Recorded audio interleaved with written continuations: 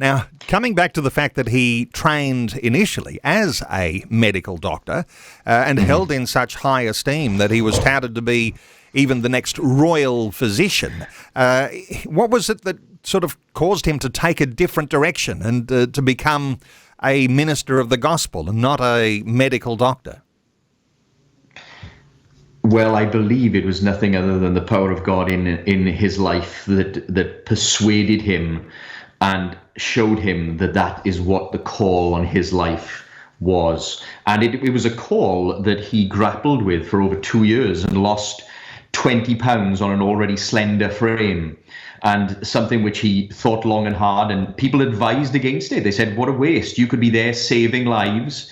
And why don't you think about becoming a lay preacher? And Dr. Lloyd Jones rejected the principle. He believed that if there was a call on the life, a preacher had to go and do it. But it was really the Lord which drew him to this work, and working in and through the various circumstances that he was exposed to. To us, it would seem like a high life of being a revered, esteemed physician, thought of with great prestige amongst the elite of London. He was invited to country parties. He'd be rubbing shoulders with politicians and other of the elite in London.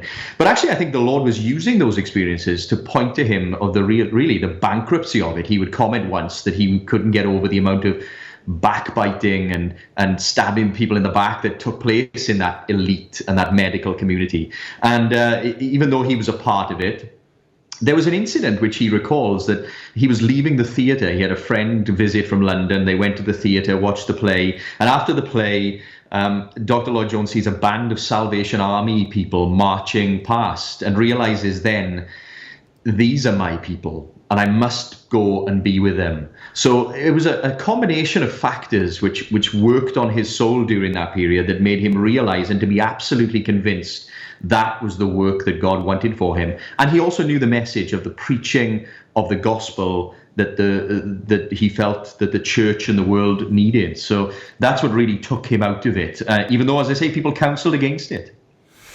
How do you feel, Greg? I mean, some people think of entering the ministry as, something you do shortly out of school, and you move into a Bible college, and then somehow or other you get ordained and you're appointed into a church context somewhere.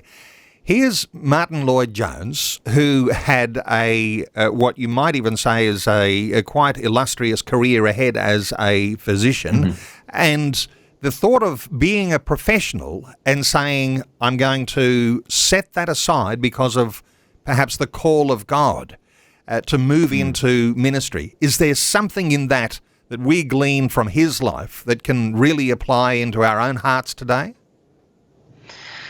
I think there is. And Lloyd Jones would say that you can't make a preacher. A preacher is born. And he believed that it was the way that the Lord molds a man for a particular person in his personality, in his circumstances, that would lead him into becoming a herald, a proclaimer of the gospel. And of course, you can't put a time, there's no set formula for that. And, I reflect on his time in Wales. And one of the interesting things I've learned there is that shortly after coming to his ministry in Wales, he jettisoned the new members class, because he noticed that oftentimes new members it was a teenage rite of passage where these teenagers would then go and become members.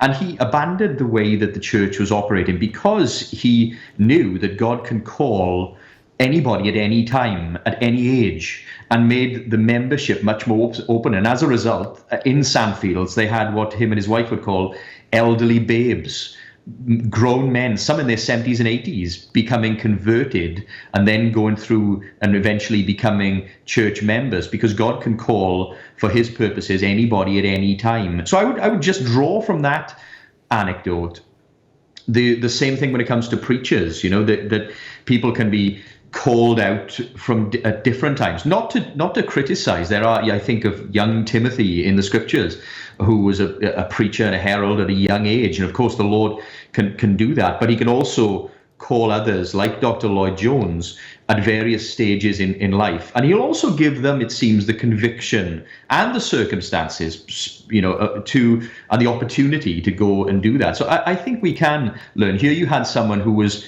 and also it's this, the preaching is worthy of the best and brightest that is in the church. It is not a secondary. It is, Lloyd Jones would say, it is the most important activity in the world.